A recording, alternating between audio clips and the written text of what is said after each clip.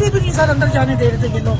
ये धांधली करने तरीका है कि आजम बस्ती में पोलिंग शुरू करो। अब इसकी वजह ये है कि इनको आजम बस्ती से कुछ भी नहीं मिला।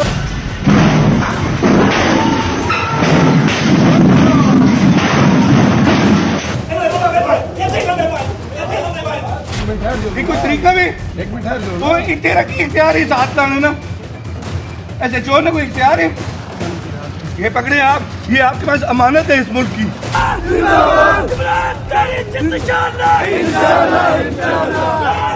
अगर डीआरओ ने या किसी ने रिजल्ट में ली तो लाल किया, ये अब बात हमारे बस से बाहर है। खुदा की कसम उनका बैंड बजा देंगे।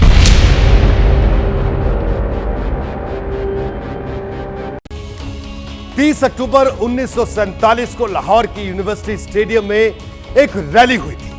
इस रैली में मोहम्मद अली जिन्ना ने कहा था कि धरती पर ऐसी कोई ताकत नहीं है जो पाकिस्तान को खत्म कर दे। एक तरह से सही कहा था, क्योंकि पाकिस्तान को किसी को खत्म करने की जरूरत नहीं है। पाकिस्तान को खुद ही खत्म होने की कगार पर है।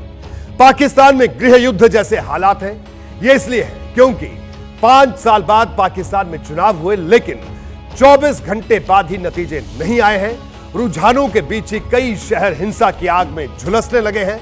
पड़ोस में जब जमहूरियत फिर से झुलस रही है, तब दुनिया के सबसे बड़े लोकतंत्र के प्रधानमंत्री को अचानक पाकिस्तान की याद आई।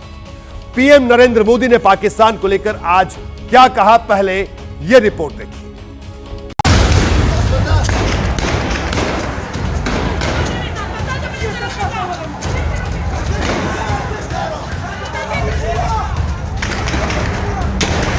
रत्ती भर भी शंका है तो हटा दीजिए।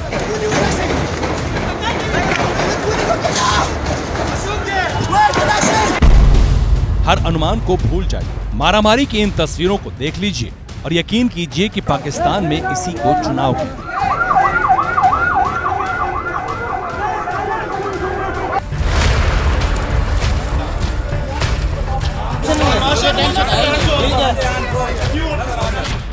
बूथ लूट लिए गए, बैलेट पेपर फाड़ डाले, उम्मीदवारों को पीटा गया। पाकिस्तान के पस्त लोकतंत्र का तमाशा दुनिया देख रही है, बड़े गौर से देख रही है। वोट चोरी हो रहे हैं सारे। यकीन हो रही सिटी तेरी दाढ़ी शर्म नहीं आती? 2 नंबर वोट कर रहे हैं, 2 नंबर स्टैंप ला रहे हैं सारे।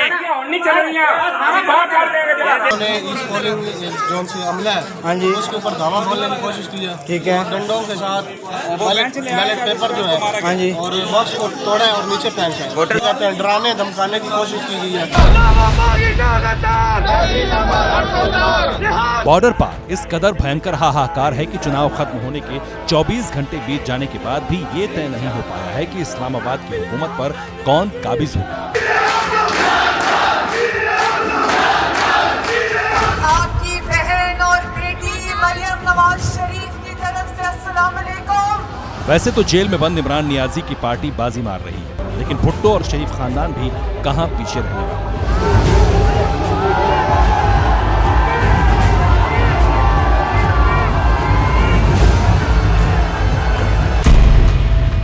दुनिया जानती है कि पाकिस्तान में फौज जिसे चाहती है वजीर आजम बनाती है। फौज इमरान नियाजी से किस कदर खार खाए हुए है, किसी से छिपा नहीं। इसलिए नवाज शरीफ का पलड़ा भारी दिखाई दे रहा है। वैसे नवाज शरीफ का जिक्र आज प्रधानमंत्री नरेंद्र मोदी ने भी किया। पाकिस्तान में नवाज शरीफ की ताजपोशी की उम्मीदों के बीच प्रधानमंत्री मोदी ने साल 2015 में पाकिस्तान जाने का किस्सा पहली बार सुनाया।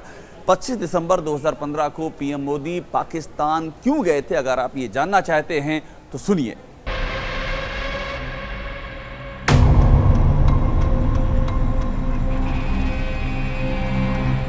चौबीस दिसंबर 2015 की रात जब पाकिस्तान की 22 करोड़ पब्लिक सोई हुई थी, तो उन्हें भनक तक नहीं थी कि अगले दिन पड़ोस से अचानक एक मेहमान आएगा, जिससे पूरी दुनिया की निगाहें पाकिस्तान पर टिक जाएंगी।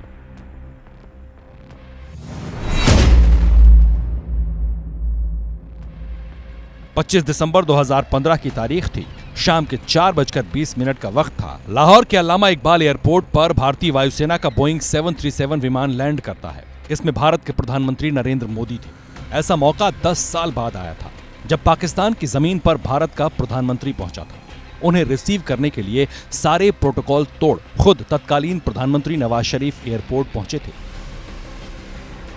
तब सवाल उठे थे कि प्रधानमंत्री नरेंद्र मोदी अचानक पाकिस्तान क्यों गए थे? क्या ये प्रधानमंत्री का पहले से तय दौरा था या फिर अचानक पीएम मोदी के दौरे में बदलाव किया गया? इन सवालों का जवाब प्रधानमंत्री मोदी ने सांसदों के साथ बातचीत के दौरान दिया। पीएम मोदी नए संसद के कैंटीन में सांसदों के साथ में लंच करने पहुंचे। इस दौरान वो 1 घंटे तक सांसदों के साथ रहे और इसी बीच में 2015 में पाकिस्तान जाने और लाहौर पहुंचने का जिक्र भी आया। सांसदों के पूछने पर प्रधानमंत्री ने पाकिस्तान में नवाज शरीफ के घर जाने का वाकया भी सांसदों के साथ साझा किया।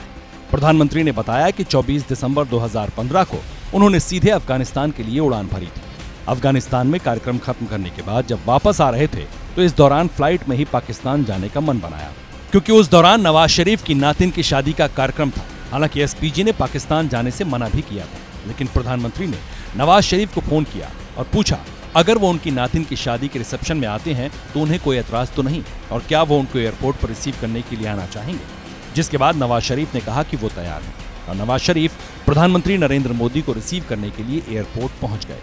और इस तरह से प्रधानमंत्री का नवाज शरीफ के घर जाने का प्लान बना, जो कि पहले से तय कार्यक्रम का हिस्सा नहीं था। हालांकि बाद में इसे लेकर देश में काफी राजनीति भी हुई थी। देखिए, प्रधानमंत्री नरेंद्र मोदी के लाहौर दौरे के ठीक 9 साल बाद 74 साल के नवाज चौथी बार प्रधानमंत्री बनने की रेस में है। सियासत के गलियारों में अफवाह है कि इस बार नवाज को फौज का साथ है, लेकिन क्या पाकिस्तान के कमबैक किंग नवाज चौथी बार इस्लामाबाद की गद्दी पर बैठ पाएंगे? सवाल यह भी है कि पाकिस्तान में नतीजों के बाद से ही जिस तरह के हालात हैं, उससे नवाज शरीफ की राह कितनी आसान हो पाएगी? ये रिपोर्ट आपको जरूर देखनी चाहिए।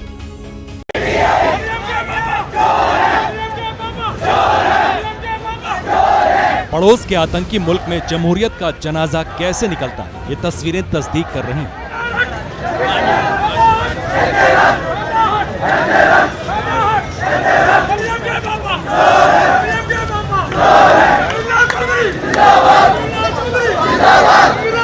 बहावलपुर की तस्वीरें हैं ये, लेकिन कराची से क्वेटा और लाहौर से मुल्तान तक एक जैसा मंजर है। चुनाव में भयंकर धांधली के इल्जाम लगाए जा रहे हैं। कई शहरों में इमरान खान और शरीफ समर्थकों के बीच हिंसक झड़प हो रही है।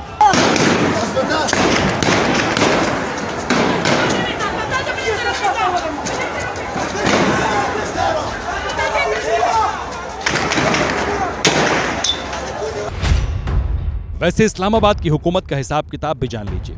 पाकिस्तान की नेशनल असेंबली में कुल 336 सीटें हैं। इनमें से 265 सीटों पर चुनाव हुए, बाकी सीटें रिजर्व हैं। सरकार बनाने के लिए 133 सीटों का बहुमत होना जरूरी है। पाकिस्तान में मुख्य रूप से 3 पार्टियों के बीच मुकाबला है।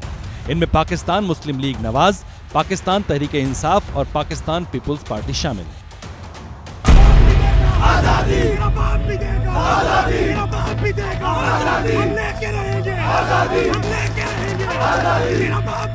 वैसे बॉर्डर पार के मुल्क में ये सब कहने की बात है। पाकिस्तान में दिखावे के लिए भले ही चुनाव करवाए जाते हों, लेकिन हकीकत यह है कि जिन्ना के मुल्क में फौज ही संविधान है। खोले, बोरी लेकर आओ। ये बोरी क्या है? ये बोरी लेकर आओ भजन। ये बोरी लेकर आओ। फौज ही आला कमान है और फौज ही हुक्मरान है। इस बार भी वही हो रहा है। जानना चाहते हैं कैसे? तो सुनिए। शुरुआती रुझानों में इमरान खान की पार्टी पीटीआई ने 100 से ज्यादा सीटों पर बढ़त हासिल कर ली थी। माना जा रहा था कि इस्लामाबाद में फिर से इमरान हुक्मरान बनेंगे, लेकिन दोपहर होते होते इमरान खान की पार्टी दूसरे नंबर पर पहुंच गई और पाकिस्तानी सेना की पिट्ठू समझे जाने वाली नवाज शरीफ की पार्टी पीएमएलएन पहले नंबर पर हो गई। मरियम औरंगजेब की तरफ से ये सब खड़े हैं दाएं और बाएं। हम सब आपको मुबारकबाद कहते हैं। इसलिए कि अल्लाह के फजलो करम से इन इंतखाबात में पाकिस्तान मुस्लिम लीग नून सबसे बड़ी जमात बन के उभरी है। अल्हम्दुलिल्लाह।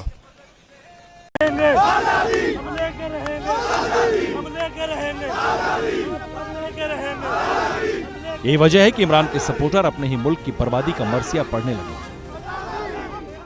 अभी हम जा रहे हैं रिजल्ट लेने। अगर डीआरओ ने या किसी ने रिजल्ट में ली तो लाल किया, ये अब बात हमारे बस से बाहर है। खुदा की कसम उनका बैंड बजा देंगे इंशाल्लाह। पाकिस्तान में लोकतंत्र की बात करना बेमानी है।